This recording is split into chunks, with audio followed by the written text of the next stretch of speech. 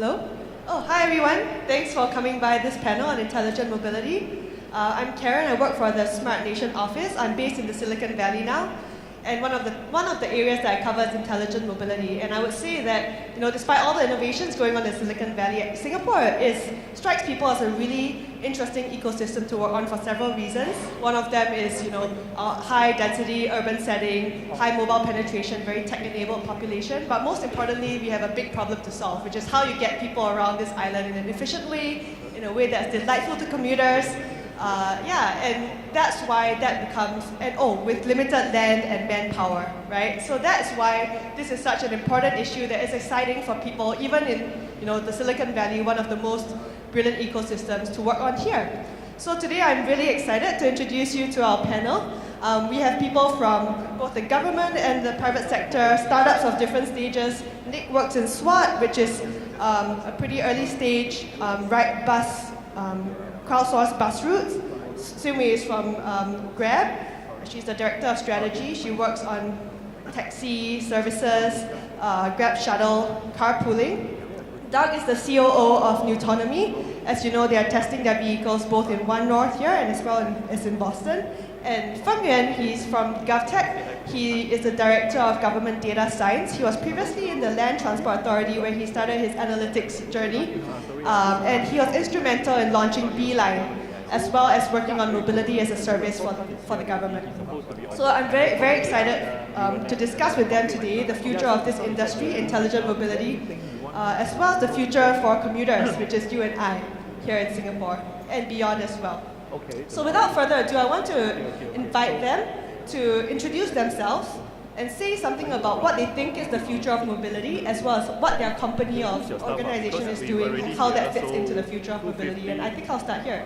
Okay. So 250 us. Hello. Hey guys, my name is Hewitt. As Karen said, I'm Director of Strategy at Grab. Okay.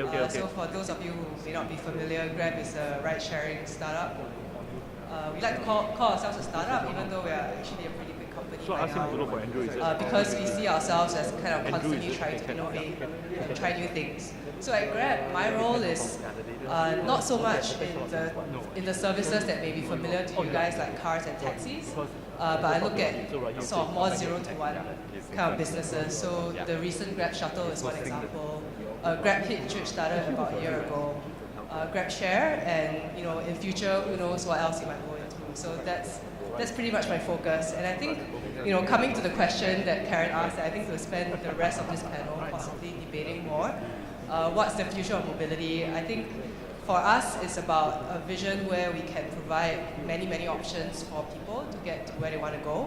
It doesn't all have to be cars and taxis. It can be multimodal, using many different forms of transport and with many different players providing different types of services. So I'm excited to hear what everyone else has to say about the topic as well. Thanks all. Okay, thanks. My name's Nick Jachowski, and I'm the Chief Data Officer of SWAT. We're a local startup, about a year and a half old. We've had a product out in the Singapore market for about 9 months where we move commuters in the morning hours. And so basically what our technology does is we try to move the most amount of people with the least amount of vehicles for the greatest public good. So the core of that technology is a mobility optimization technology and a dynamic routing technology. So if you think about a traditional bus, which stops at this place and this place and this place, regardless of whether there are going to be people there, what our technology allows you to do is only stop where there are actually people and take them where they want to go. So in that sense, it's a bit like an Uber pool or a Grab share, but we're trying to do this in really high occupancy vehicles to really make transportation as efficient as it can be for a very crowded city like Singapore. I remember before I quit my job and started the startup, looking out of my window in the CBD and just seeing all these cars, leaving the CBD going home, and you think there's got to be a better way.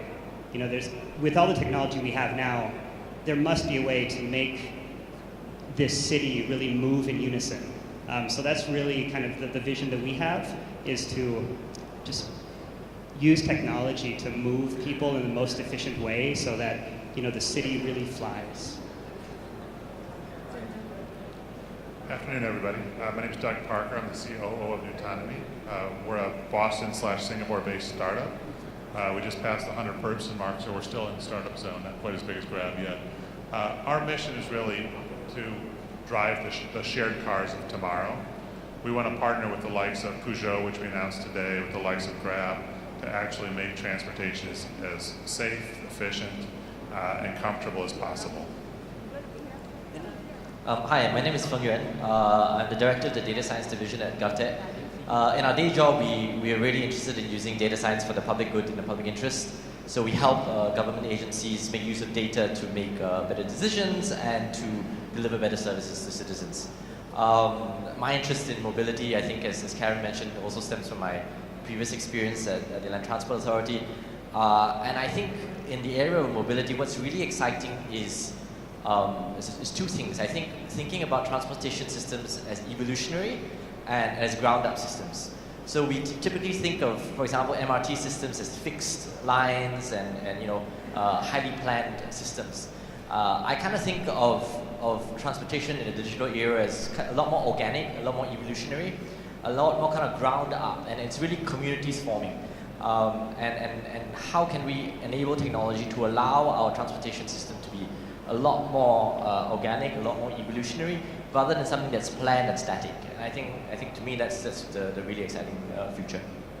Right. So I want to build on Feng Yuan's point, which is, transport should be a lot more ground up and revolutionary than top-down planning, which is the typical way in the past, right? Public transport, trains, buses. I want to ask you guys this question because there are just so many different companies represented here, so many different business models. There's the government, there's ride sharing, there's dynamic buses, there's autonomous vehicles, and right now we're in this stage where just 1,000 flowers are blooming in the mobility space, right? Is this going to continue? Is it? And that's great for consumers, right? Because we have more choices.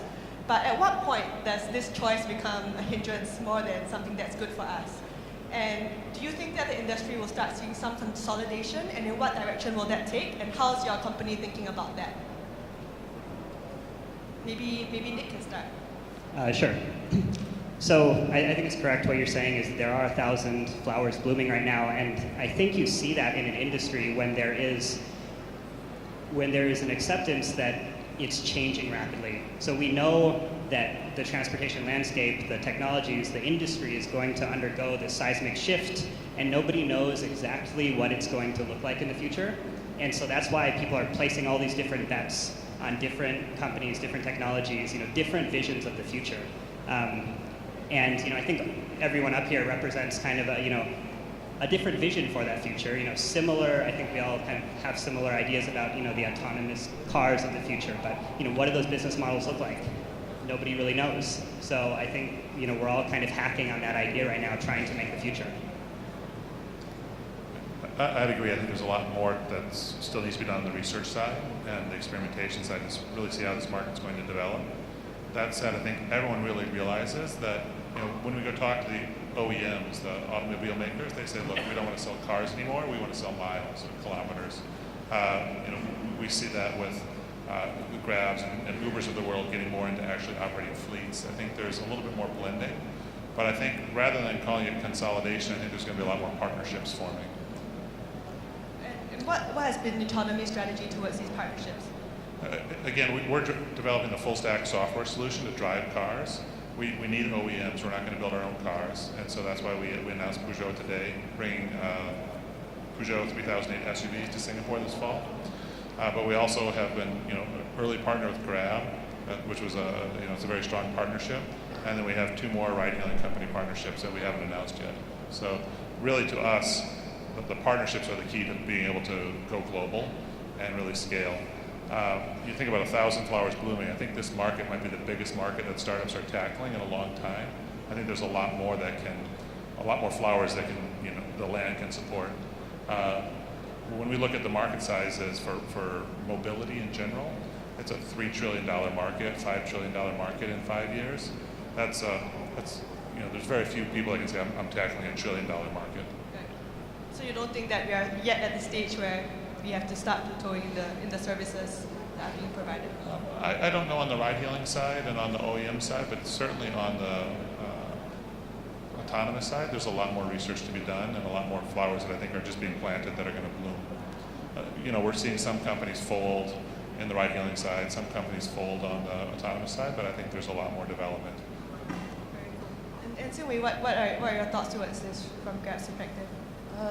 So I think we're all really moving towards a common objective, which is that if you're asking what mobility as a service means, ultimately it means that cars aren't owned by individuals, but transportation is provided by a system that could be multifaceted. We are all players in that system. And the question is then, how do we provide sufficient options so that people feel compelled to give up car ownership? I think that's kind of the dream that we are all here to serve in a way. And the truth is that there are as many business models as there are use cases, and there are about 1 million use cases for transport. So if the question is, how many kinds of businesses can transportation as an industry support, I think that's many. And we may see many more companies. Bike sharing is a new thing that's really popular in China, and it's also hit our shores here. So I actually think this is a good situation. It's very good for the consumer to be able to see all these options, and eventually some of them will die out. And then we will know kind of what solves the problems, how to optimize, and we'll all learn from each other in the process. But I think for now, this is, I wouldn't talk about moving towards consolidation as much as kind of allowing different options and different use cases to be tested out. Very interesting. And I also want to build on your point in your introduction, Sing-Wei, on multimodal transportation coming up, right? And for the commuter, that means moving from train to maybe a ride sharing with nuTonomy to a bus by SWAT. And for the commuter, that could represent a very fragmented customer experience from payments, from bookings, and who should be thinking about this, right? And I know that Feng has been thinking about it from the government's perspective, but I also want to hear your opinion on what's the government's role in that. So maybe Feng can start. Why do you think that government should play a role in this? Maybe before we go into the government role, I can talk a bit about this issue of, I think, integration and seamlessness. So as we have kind of multiple modes of transport, I think what's very important to realize is that transportation is kind of derived demand. I don't really want to go on a taxi or a bus. It's just because my ultimate demand is really to get to a place, to do something, to work, to have fun. And I think what commuters really want is that seamless experience. And it's worthwhile to think back into the non-tech world, or actually kind of our existing public transportation system. And if you think about it, there's been almost a platform. The fact that you can use your EasyLink card on both the MRTs as well as the buses, regardless of the bus lines. If you go to some cities, depending on which train line or bus line you take, you've got to buy a different ticket. So we do have some degree of kind of integration on the tickets. In terms of transfers and information and signages for integration at the interchanges, those are things that kind of have been planned. So the whole idea of integration and seamless transport, I think, has been something that's been kind of baked into the psyche of how we plan for transportation. I think what will be really interesting is that intersection between public and private transportation, which is kind of our traditional way of thinking, and how technology allows the lines to blur. So what's the difference between a ride share and a small shuttle bus that's shared? And how is that different from bus rapid transit, which is BRT, and how is that different from MRTs? So I think the question is, in the digital age, what does integration and seamlessness of the consumer experience look like? And traditionally we thought of infrastructure as physical rail lines or bus stops as physical infrastructure. What is the digital infrastructure and platforms that are required to enable the ecosystem to thrive, to in a way lower the barriers to entry of innovation and to allow many different people to innovate in this? So mobility as a service is not kind of a new Singapore thing. It's been talked about kind of all over the world, and I think the aspiration is to really have that seamless experience. There are many conversations about kind of a role of the private sector and role of the government. I don't think from the government's point of view we're just keen to see many different options evolving. I don't think something we're still studying and still researching and still observing how things go. But I think the objective is I think, as Sing-Wei put it very rightly, it's how in a city like Singapore to reduce car ownership, right? How to make the experience something where you don't have to think about it. So I think it's going to be a really exciting space to look at. side? Okay, on the payments? In terms of integration with multiple systems, I think the way we see this developing is there's going to be a many-to-many relationship. There's going to be many different types of providers providing autonomous cars, bus services on platforms like Grab or Google Maps. And then how do we actually make sure that we're getting a fair set of attention and a fair share of that market? And so, what consumers really care about, as you mentioned, is how long do they have to wait and how quickly can they get where they want to go. And I think for us, autonomous cars allow us to scale up a system that we can really meet consumer demand without having personal ownership of cars. So, I think autonomous technology really will help Singapore meet its goals of reducing personal ownership. And I think the goal is how do we make sure we're not increasing traffic or delays on the expressways and other roads. And I think that's where things like car sharing, ride sharing will help us do that.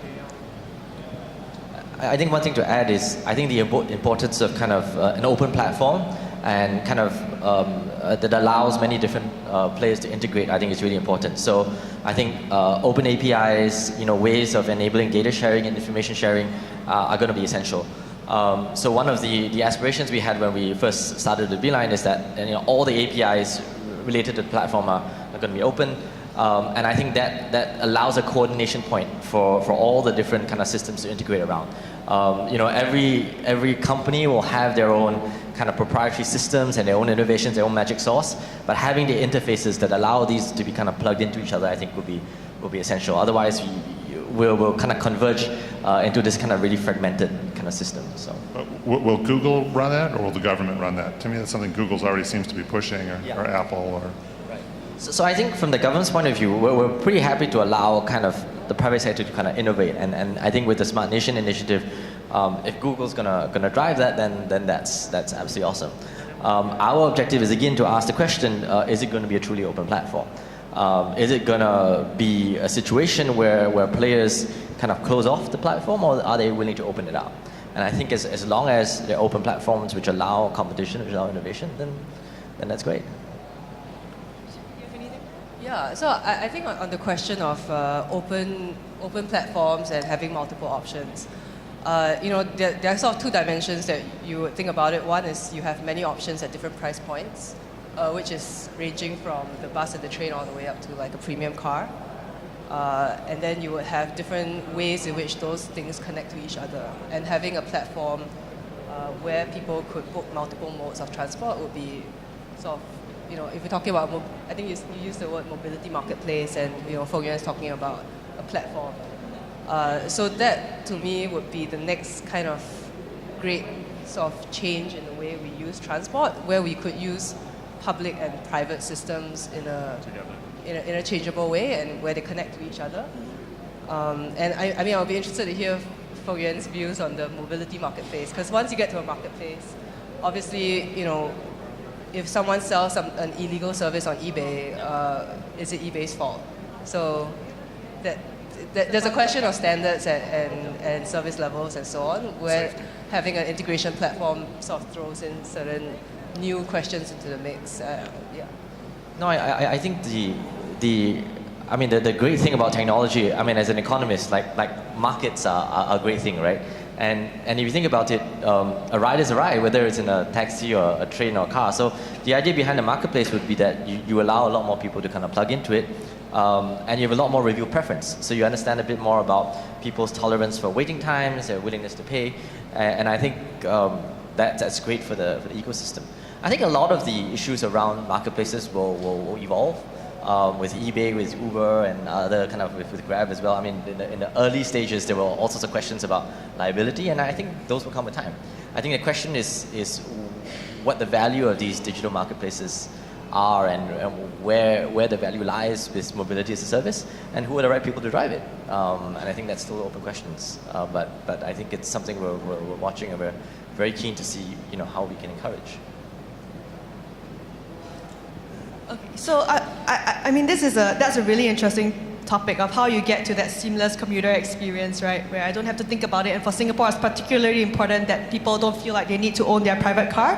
That it's just almost as convenient and affordable to take this variety of transport modes depending on your trade-off between the need for on-demand service and affordability, right? But what I want to turn the panel's attention to now is this topic of autonomy.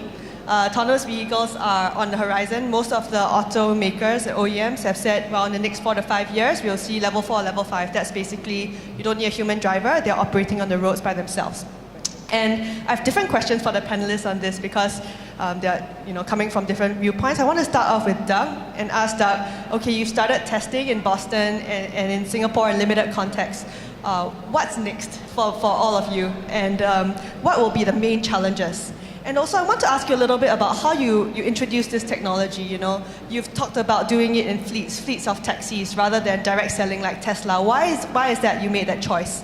And how should we think about it as a city? Certainly. Great questions. So I think there's a lot ahead of us still. We've started in Singapore, and we plan to be our launch market as we grow. I think Singapore is unique in a lot of ways in terms of government support, great geography, and great people that allow us to scale up our team here and scale up our fleet. We've expanded to Boston. I think, when I see what the autonomous, a lot of the competitors' approaches to autonomy look a lot like slot cars, where you're driving down lanes and you might change lanes once in a while, but it doesn't look like true urban driving, which is what we see every day in One North, which is you have to queue, wait for a bus to come, and then go around a parked car or avoid a construction site. These are all the things that make urban driving really challenging. That's one of the reasons we're focused on urban driving is it is the hardest problem. Our technology is uniquely suited for urban driving. And the best use case for this technology for us is urban taxis, because they have to be able to drive kind of anywhere in a very complex environment. I think you could develop simpler technology and use it for highways or for buses on a dedicated lane running up and down Fifth Avenue in New York.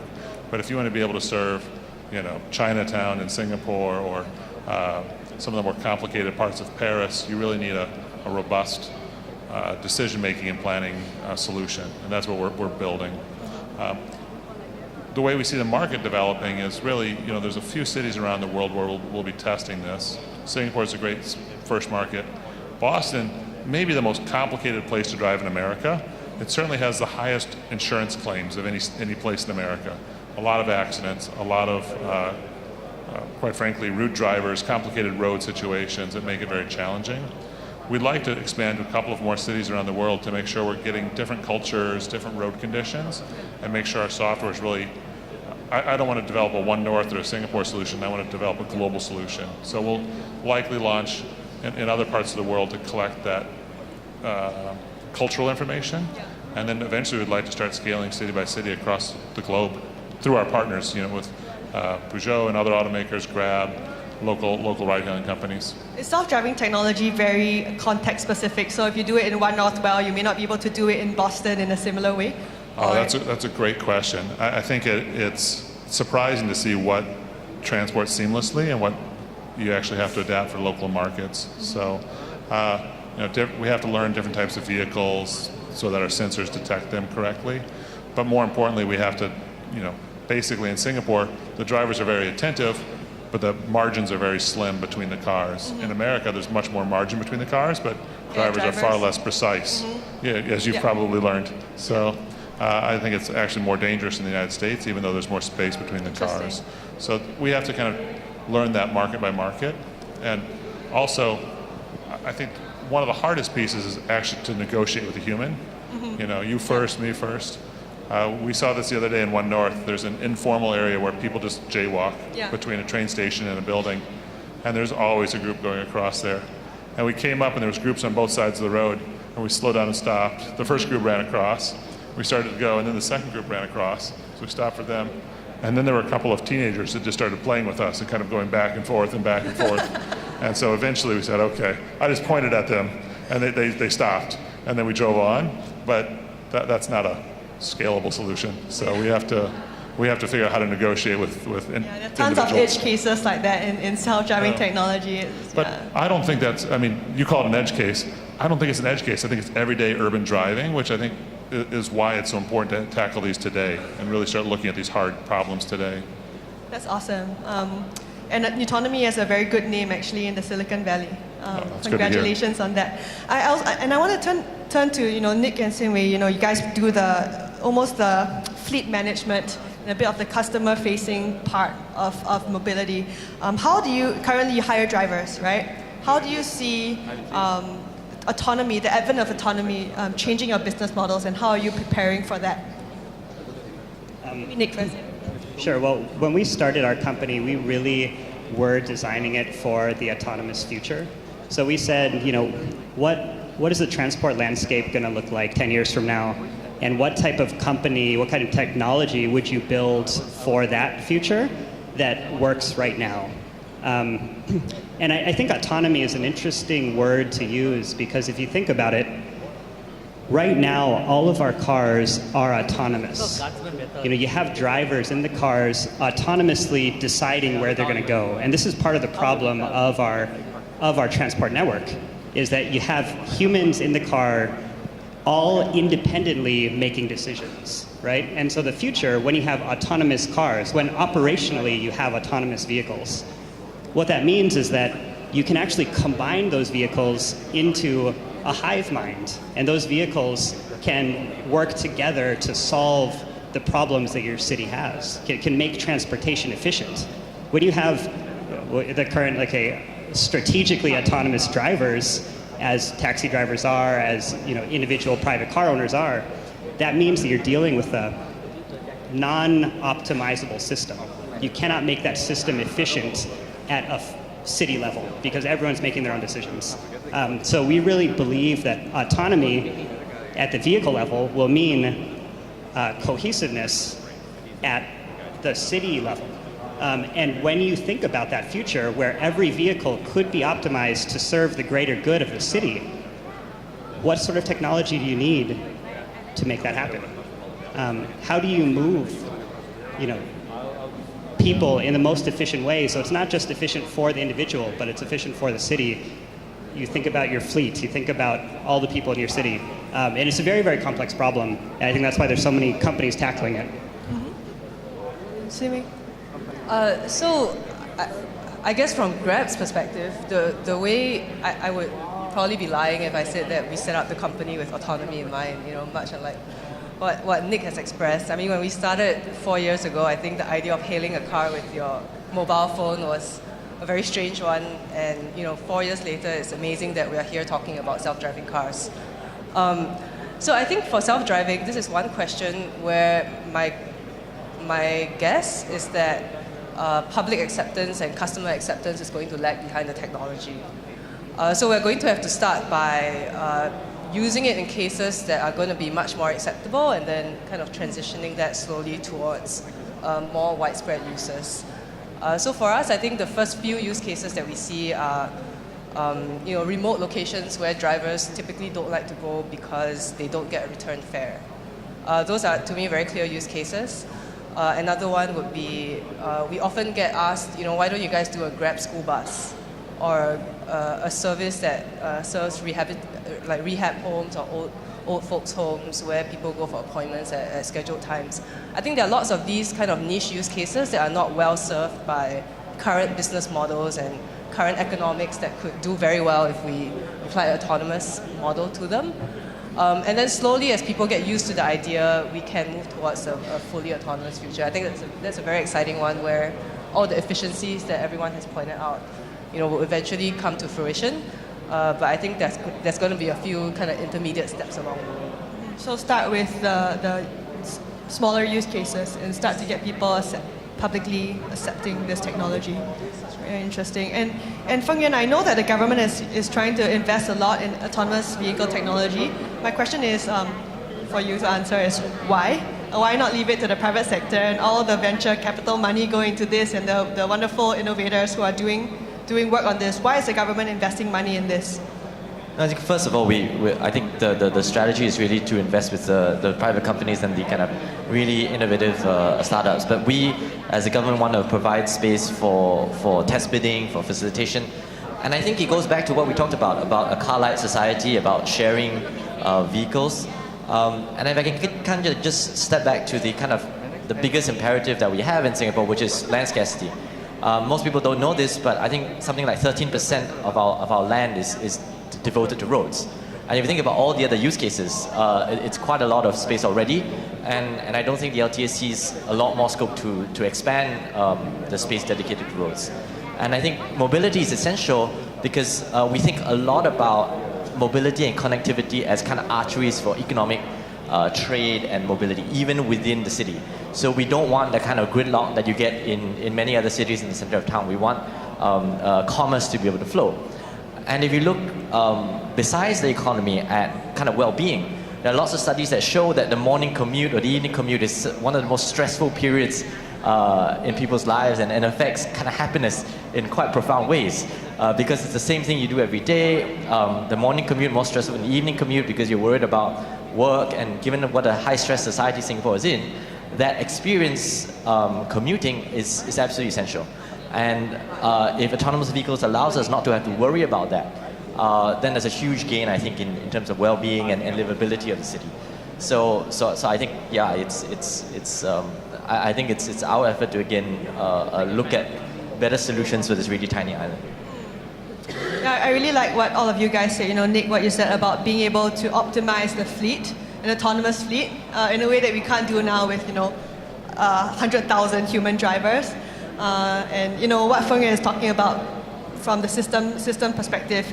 I know the government is also investing in autonomous utility vehicles and trucking, right? So that we can do a lot of these activities at night and not have to congest the roads in the day. So that is another thing that is useful from the city's perspective. So now I see that we only have 5 more minutes, so I want to kind of ask a concluding question to the panel, which is a little bit of, tell us why you think Singapore is a good place for you guys to test out your ideas. And we like to think that, you know, if you do it well in Singapore, you can do it well internationally, or you can find somewhere else where you can scale this solution. To what extent is this true for your company, or to what extent is this in your current business model? Maybe we can start with Doug on that, and then we can go around. Yeah, you know, we're Singapore-Boston based, but we're 3/4 of our team is in Singapore, and most of our fleet is in Singapore right now. So we think Singapore is a great place to do business. We think, you know, first of all, great tech talent available. We're able to really staff up a great team here in Singapore, coming out of SMART. We've hired a lot of the robotics experts from SMART. We've hired a lot of the computer science people from industry, as well as universities here. Second, really clear government support. You know, there's a, as you mentioned, there's a strategy around autonomous vehicles, and the government's bought into it at all levels, and so that's very helpful for us, and actually gives our investors peace of mind as well. They want to, when they come over and see us, they want to talk to the government and understand that there's a pathway. There's no regulatory blocks to this. And third, you know, it's a great marketplace for ride-hailing and autonomous vehicles. You know, very high taxi penetration, very high demand for the services, as well as great roads for autonomous cars to drive on. Nick? Sure. So, you know, when we were looking at what markets you could try to test bed this technology that we're developing, you know, you can look at other markets, and really everything pales in comparison to Singapore. In Singapore, you've got the lowest car penetration in kind of any, you know, major developed country. You know, I think something like less than 10% of individuals have cars. So that means, you know, the vast majority of people are taking some other mode of transport, be it public transport or a taxi.